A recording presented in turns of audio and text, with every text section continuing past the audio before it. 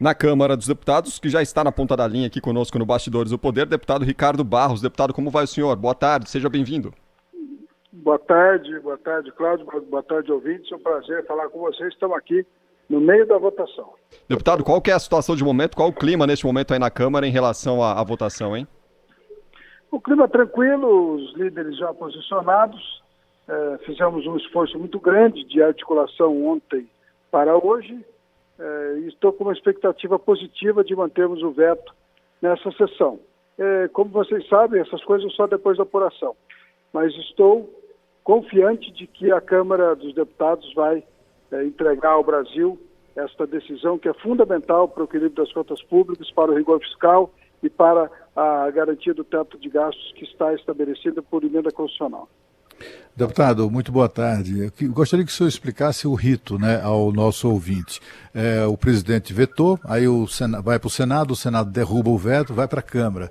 A Câmara, mantendo o veto é mantido ou volta para o Senado, começa tudo de novo? Como é que funciona?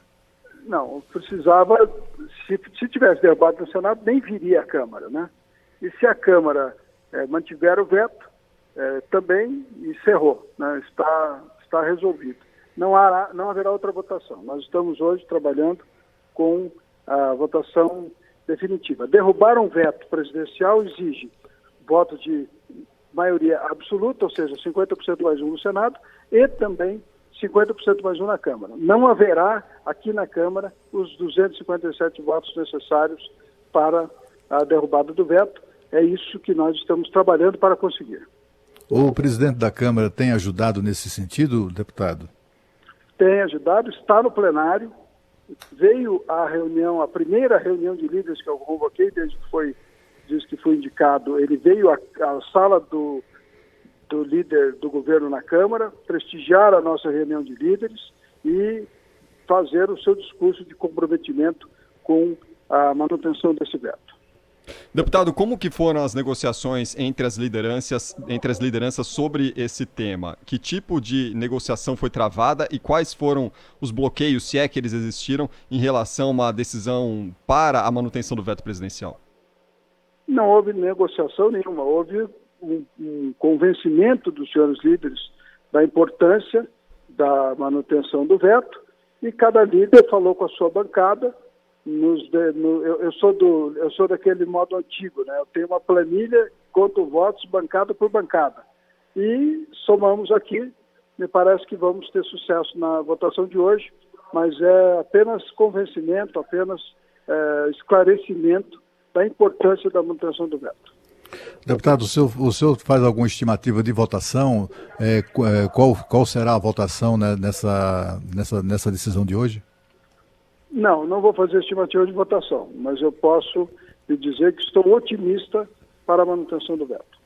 Deputado, como que os senhores na Câmara receberam a decisão de ontem do Senado?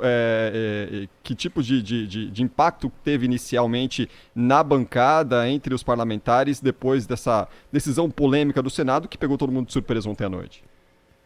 Bem, nós tivemos uma surpresa realmente com a decisão do Senado. Convoquei imediatamente uma reunião de líderes da Câmara, junto com o senador Eduardo Gomes, que é o líder do governo no Congresso. Essa votação, embora seja na Câmara, é uma votação do Congresso, congressual, e nós estamos, então, trabalhando desde então para conseguir maioria. A sessão seria ontem, houve o cancelamento da sessão e a remarcação para hoje, o que nos deu tempo suficiente para que nós pudéssemos convencer os senhores líderes e os líderes pudessem convencer os seus liderados. Estamos aqui agora com todos os parlamentares sabendo exatamente o que vão votar e as consequências para o Brasil do que vão votar. Deputado, eu sei que o senhor está aí em cima do laço, a votação enfim, é iminente, né? Está em curso, estamos em votação. Já está em votação, né? Eu queria saber do senhor, assim, a que o senhor atribui essa votação no Senado ontem? Porque houve uma quebra de acordo também, né? O que é o ano eleitoral, demagogia com o servidor, a pressão das corporações. O que, afinal de contas, aconteceu? Bom, a pressão das corporações no Brasil é permanente, né? E não dá um minuto de refresco. Já conseguiram abduzir 80% de tudo que o Brasil arrecada para pagar servidor ativo e inativo, né? E não param, continuam sempre querendo mais.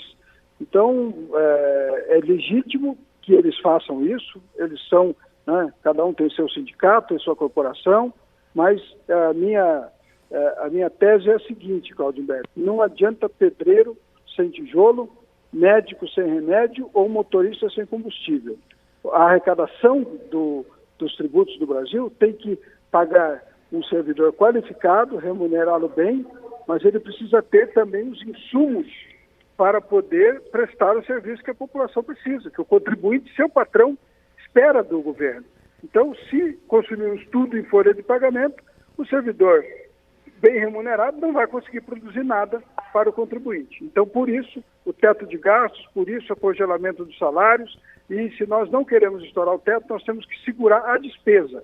E segurar a despesa é manter esse veto hoje aqui no plenário da Câmara dos Deputados. Deputado Ricardo Barros, líder do governo na Câmara, conversando conosco aqui no Bastidores do Poder. Deputado, superada essa questão do veto que todo mundo espera, como que ficam as discussões em relação a outros temas que estão interligados nessa questão do orçamento, a prorrogação do auxílio emergencial, teto de gastos? Isso daí dá para pensar neste momento ou é melhor ir passo a passo e resolvendo um problema de cada vez? Não, a agenda está definida, nós sabemos o que nós queremos, né? A agenda congressual está definida e ela é coincidente. A agenda do presidente Bolsonaro é coincidente com o do presidente Maia e do presidente Alcolumbre. O Brasil quer avançar. Nós temos que, terminando essa votação, cuidar do programa Renda Brasil, que é o programa que vai atender milhões de brasileiros nas suas necessidades básicas, e muitos que surgiram agora nessa crise da Covid. Então, nós precisamos unificar todos os programas sociais, estabelecer este programa para ser justo com todos os contribuintes e também com os que receberão os recursos dos contribuintes do programa social. Ninguém vai receber 2 benefícios e ninguém vai ficar sem nenhum benefício. É esse o objetivo da organização do sistema. O presidente Bolsonaro está determinado a cuidar das pessoas. Este é o momento de cuidar das pessoas. Na crise da saúde, com recursos ilimitados ao Ministério da Saúde para combater a crise sanitária, e na crise da economia, com recursos também ilimitados para prover renda para aqueles que perderam a renda em função do isolamento social. Já está anunciado hoje a prorrogação por 60 dias da redução de jornada e suspensão de contrato de trabalho, né, que é uma garantia para aqueles servidores que têm carteira assinada, mas cujo estabelecimento está fechado e, portanto, não há receita, o patrão não pode pagá-lo, o governo está pagando. E também o presidente estuda o anúncio da prorrogação do auxílio emergencial, que obviamente deve ser prorrogado com um escalonamento de redução dos valores até que cheguemos à normalidade, até porque só temos orçamento de guerra este ano, né? Só tem calamidade esse ano. Em janeiro temos o orçamento regular com as receitas do governo, com teto de gastos e com rigor fiscal para mantermos os juros baixos, porque cada ponto percentual de juro custa 60 bilhões de reais ao governo. Então, se nós damos sinal equivocado para a economia, nós pagamos mais juros e deixamos de colocar esse dinheiro na infraestrutura, na saúde e na educação. Deputado, mudando um pouco de assunto, o senhor, recentemente, em entrevista aqui à Rádio Bandeirantes, o senhor criticou a exacerbação de poder lá no Supremo Tribunal Federal, né, que tem avançado nas atribuições do Poder Executivo, do Poder Legislativo, e a gente vê hoje o Supremo julgando esse caso aí do suposto dossiê, que o Procurador-Geral da República disse que não é bem um dossiê, enfim, é um relatório de inteligência. Isso aí, novamente, é o Supremo Tribunal Federal exacerbando das suas atribuições, se miscuindo em assuntos pertinentes ao Poder Executivo. E outra coisa que eu queria que o senhor comentasse rapidamente também, e para mim, por mim, encerra a nossa conversa para não ocupar muito o seu tempo, a gente fez um levantamento preliminar que indica que quase uma dezena, só este ano, durante a pandemia, o Partido Rede, que perdeu a eleição, que só tem um deputado na Câmara, conseguiu emplacar 10 ações, uma dezena de ações, em torno de 10, no Supremo Tribunal Federal, que na prática acaba gerando decisões próprias de quem é governante, né? Anula atos do presidente, anula medida provisória, desfaz nomeações de auxiliares, tudo isso movido pelo Partido Verde numa curiosa parceria ali com o Supremo Tribunal Federal. Hoje, novamente, essa ação em julgamento é do Partido Rede. Como é que o senhor vê esse quadro, essa questão aí, o judiciário eventualmente contaminado pela política? Será que é isso? Olha, o ministro Marco Aurélio declarou hoje, né, que partidos de oposição usam o Supremo Tribunal para atingir o presidente Bolsonaro. Declaração do ministro do Supremo, Marco Aurélio Mello, né? Então, isso está claro, evidente que há uma judicialização excessiva e falta humildade ao Poder Judiciário para se declarar, né, impedido, né, ou dizer que isso não lhe compete. O presidente é eleito para tomar decisões no Poder Executivo que lhe são próprias, né? E nós estamos vendo aí uma sucessão de questões que estão sendo colocadas, né, para o Supremo e ele decidindo, né? Tem juiz mandando o presidente usar máscara. O GDF já multa quem não usa máscara, né? Então, são decisões que têm apenas o desejo de impactar a opinião pública e de dar visibilidade ao juiz que a profere.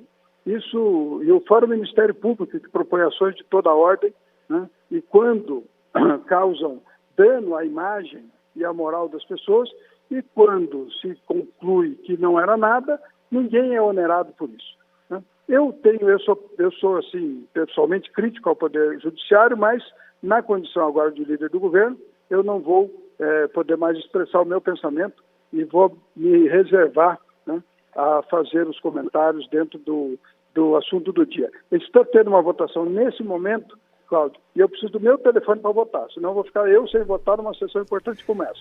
Muito obrigado pela oportunidade e um abraço a vocês. Um Tchau. grande abraço, muito obrigado.